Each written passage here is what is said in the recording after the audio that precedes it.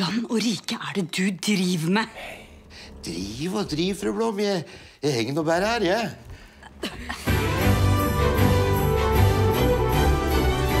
Det er pappa som er nissen. Hei, hei, hei. Alt dette nissestyret ødelegger hele jula for oss.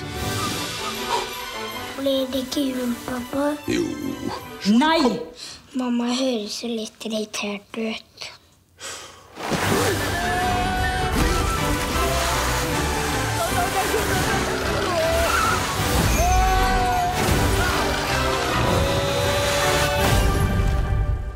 Hei, Snekker Andersen.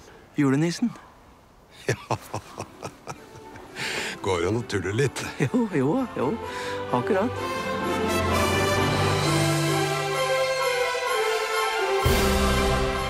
Om vi bytter nå, så går jeg åt unga dine, og du åt unga mine.